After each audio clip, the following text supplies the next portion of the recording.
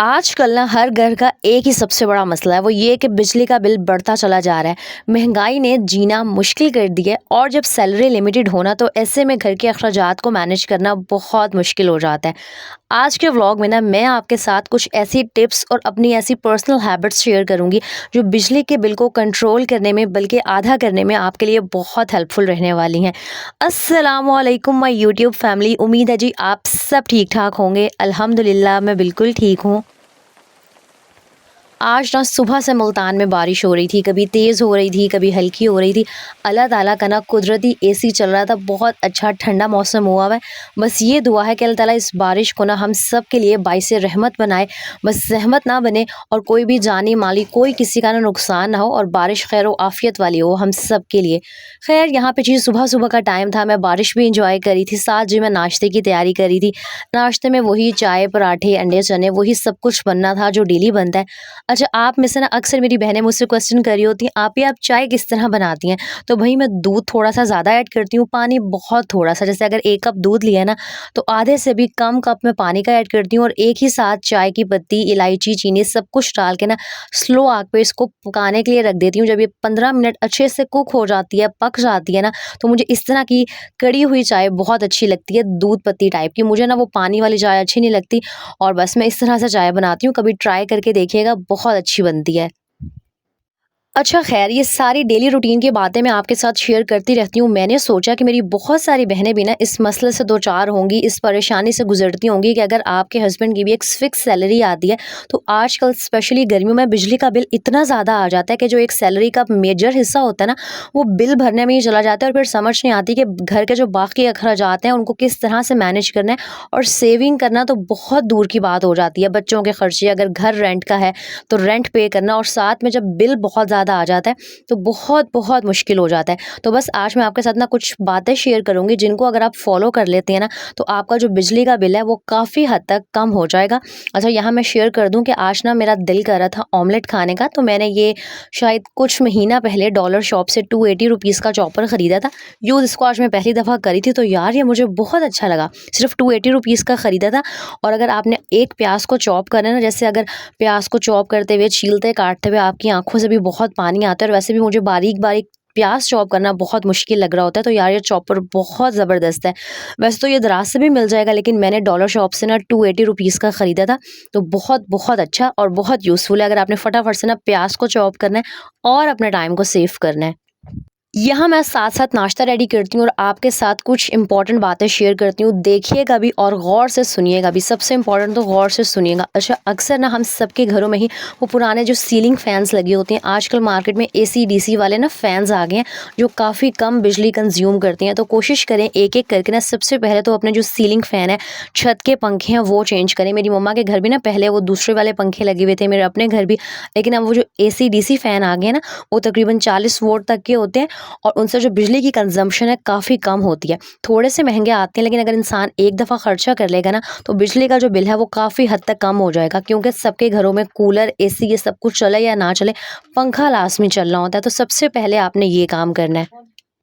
इसके अलावा वो जो पुराने ज़माने के येलो वाले बल्ब्स होते थे, वैसे तो अब वो बहुत कम हो गए हैं, लेकिन कोशिश करें कि उनकी जगह वो जो एलईडी बल्ब हैं, एनर्जी सेवर्स हैं, उनका इस्तेमाल करें। उससे भी जो बिजली की कंज़म्पशन है काफ़ी कम होती है और सबसे इम्पॉर्टेंट बात, अपने बच्चों के अंदर भी ये वाली हैबिट डेवलप करें कि जिस भी कमरे से बाहर निकल रहे हैं, वहाँ का लाइट और जो पंखा है ना, वो साथ ही बंद कर दें।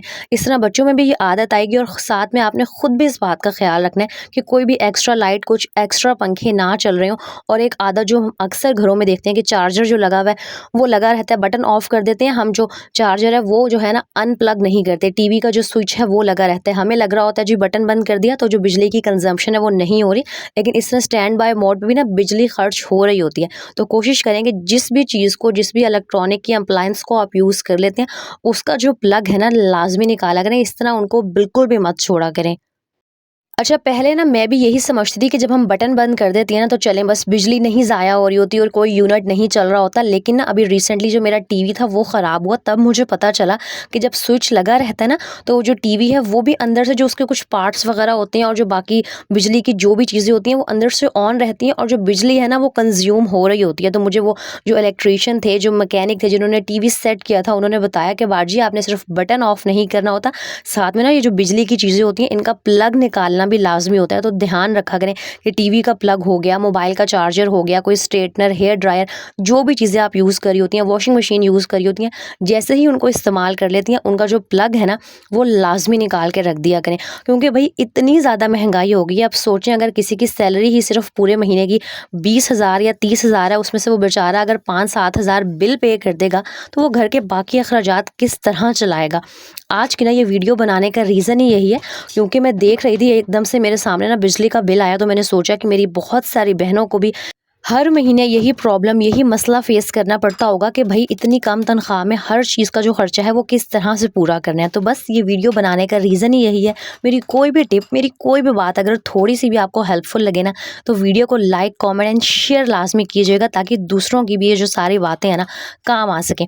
अच्छा, ये जो सारी बातें हैं ना मैं सिर्फ आपको एज अ लेक्चर नहीं बता रही, मैंने बहुत सारी जो है ना वीडियोज़ देखी हैं और सारे टिप्स जो मैं अपने घर में फॉलो करती हूँ ना वो सब मैं आपके साथ ना शेयर कर रही हूँ। अच्छा, आज ना यहाँ पर वैसे नॉर्मली मेरे घर में नाश्ते में चने आते हैं। मैंने बताया ना मेरा दिल नहीं कर रहा था, तो बस मैंने सोचा कि मैं अपने लिए ऑमलेट बना लेती हूँ। और यहाँ पर ना आम की चटनी ये मेरे पापा ने बनाई है, तो किसी ने मुझसे इसकी रेसिपी नहीं पूछ रही, मुझे बिल्कुल आइडिया नहीं है। ये जो कच्ची अम्बियाँ होती हैं ना उनकी चटनी है और ये नाश्ते में पराठे के साथ बहुत मज़े की लगती है। मैं कल मम्मा के घर गई थी तो वहाँ से लेकर आई और रेसिपी मुझे बिल्कुल नहीं पता, मैं कभी नेट पे सर्च करूँगी या अपने पापा से पूछूंगी, तो फिर कभी ना बनाऊंगी तो शेयर लाजमी कर दूंगी। फिलहाल मुझे कोई आइडिया नहीं है कि ये किस तरह बनती है। अगर आप में से किसी को पता हो ना तो मेरे साथ रेसिपी शेयर कीजिएगा, क्योंकि मुझे नाश्ते में पराठे के साथ ये चटनी बहुत ही अच्छी लगती है। अच्छा, हर महीने जब ये बिजली का बिल आता है ना, यकीन करें कि रातों की ना नींदें उड़ जाती हैं। अगर इंसान आजकल एसी भी चला रहा होता है ना, तो बार-बार माइंड में यही टेंशन चल रही होती है कि भाई 200 से जो यूनिट है ना वो क्रॉस ना हो जाए, क्योंकि जैसे ही यूनिट्स थोड़े से बढ़ते हैं ना, तो बिल जो है डबल से भी ज़्यादा आना स्टार्ट हो जाता है। अच्छा, अपना ये जो बिल होता है ना, इसके पीछे ना पीक आवर्स लिखे होते हैं, वो टाइमिंग्स लिखी होती हैं हर महीने की डिफरेंट, कि आपने किस टाइम ना चीज़ों को, जो बड़ी अप्लायंसेस है उनको यूज़ नहीं करना। अच्छा, खैर सबसे पहले ना मैं आपको फ्रिज के बारे में बताती हूँ कि अपना जो फ्रिज है वो आपने इस तरह की जगह पे रखना है कि उसके साइड्स पे ना स्पेस हो, ताकि जो एयर है वो इजीली क्रॉस हो सके और जो फ्रिज का कंप्रेसर है ना उसे बहुत ज़्यादा ओवर वर्क ना करना पड़ा हो। जितना ज़्यादा जो हमारा कंप्रेसर है वो ओवर वर्क करता है, उतने ज़्यादा जो बिजली के यूनिट्स हैं वो कंज्यूम होते हैं और जो बिल है वो बहुत ज़्यादा जो है ना फिर डबल होना स्टार्ट हो जाता है। तो कोशिश करेंगे किसी खुली ओपन जगह पे अपना फ्रिज जो है उसको रखें। और जो इसका थर्मोस्टेट है, इसका जो टेम्परेचर है ना, आइडियल टेम्परेचर होता है कि आप 3 या 4 पे रखें। मैं बहुत ज़्यादा जब कभी गर्मी हो जाए तब 5 पे कर देती हूँ, वरना नॉर्मली मैंने जो फ्रिज के थर्मोस्टेट की सेटिंग है वो 4 पे की होती है और ये बिल्कुल ठीक सेटिंग है। सबसे ज़्यादा एक ये कोशिश किया करें कि जो आपका फ्रिज का दरवाज़ा है ना वो बार-बार मत खोलें। अगर आपके छोटे बच्चे हैं, उनको ये बात समझ नहीं आती ना, तो फ्रिज में लॉक होता है, फ्रिज को लॉक कर दिया करें। जब फ्रिज का दरवाज़ा बार-बार खुल रहा होता है ना, तो फिर कंप्रेसर को पूरा दोबारा से काम करना पड़ रहा होता है फ्रिज को दोबारा ठंडा करने के लिए, तो इस तरह यूनिट्स बहुत ज़्यादा फिर कंज्यूम हो रहे होते हैं। अच्छा, इसके अलावा ये जो फ्रिज का रबड़ होता है ना, इसको भी टाइम टू टाइम चेक करते रहा करें। अक्सर ये रबड़ लूज़ होता है, इसमें से लीकेज हो रही होती है, तो कूलिंग बाहर निकल रही होती है और जो कंप्रेसर है ना वो मुसलसल काम कर रहा होता है, ट्रिप नहीं कर रहा होता। यही रीज़न होता है कि अक्सर हमारा जो बिल है ना बहुत ज़्यादा आ रहा होता है। तो इस रबड़ को लाजमी चेक करते रहा करें। और अगर आपको लग रहा होता है ना कि अगर आप पूरी रात फ्रिज बंद रहने देंगे और बिल आपका कम आएगा, तो ऐसा बिल्कुल नहीं है। वो मैं आगे चल के आपके साथ शेयर करती हूँ। फिलहाल अगर आपके किचन में माइक्रोवेव ओवन भी आप यूज़ करती हैं ना, तो इस तरह आपने जो इसका प्लग है वो लगा हुआ नहीं रहने देना। जैसे ही आप माइक्रोवेव ओवन को यूज़ कर लें, कोई भी बिजली की चीज़ यूज़ कर लें, फ़ौरन से आपने जो इसका प्लग है ना वो निकाल देना है। और अगर आपने किचन में पंखा यूज़ करना है या किसी भी काम वाली जगह पे पंखा लगवाना ही है ना, तो इस तरह के 12 वॉट के आजकल पंखे आए हुए हैं, बहुत ही कम ये बिजली की कंजम्पशन करते हैं, तो लाज़मी इनको यूज़ करें, बजाय इसके जो सीलिंग फ़ैन है आप उसको इस्तेमाल करें। और अगर आप एसी घर पे चलाते हैं तो ये तो सबको ही पता होगा कि इसका जो टेम्परेचर है वो 26 पे सेट रखा करें। और रात को अगर पूरी रात आपने एसी चलाना होता है ना, तो टाइमर सेट कर दिया करें। खुद ही 2 से 3 घंटे बाद ना बीच में जो एसी है वो बंद होता रहता है और मुसलसल एसी नहीं चलता। और हाँ, एक और बहुत इम्पोर्टेंट बात ये भी एक एसी वाले ने ही मुझे बताई थी, जब एक दफ़ा कभी एसी के टेक्नीशियन आए थे सर्विस करने के लिए, कि बार-बार एसी को ना ऑन ऑफ ना किया करें। अक्सर हमने देखा है ना, हमें लग रहा होता है कि अगर बीच में एसी को बंद कर देंगे और दोबारा ऑन करेंगे तो इस तरह कम वक़्त के लिए चलेगा। आपकी नज़र में तो कम वक़्त के लिए एसी चल रहा होता है, लेकिन जब हम बंद करने के बाद दोबारा किसी भी बिजली की चीज़ को ऑन करते हैं ना, तो फिर वो दोबारा नए सिरे से चलती है, दोबारा नए सिरे से कमरा ठंडा होता है और डबल बिजली लग रही होती है। इसलिए कोशिश करें कि बार-बार जो फ्रिज है, जो एसी है, इनको ऑन ऑफ हरगिज़ ना करें। अच्छा, ये कुछ ज़रूरी बातें थी जिनको अगर आप फ़ॉलो करेंगे ना, तो यकीनन आपको जो आपका मंथली बिल है उसमें कहीं न कहीं फ़र्क जो है वो लाज़मी नज़र आएगा।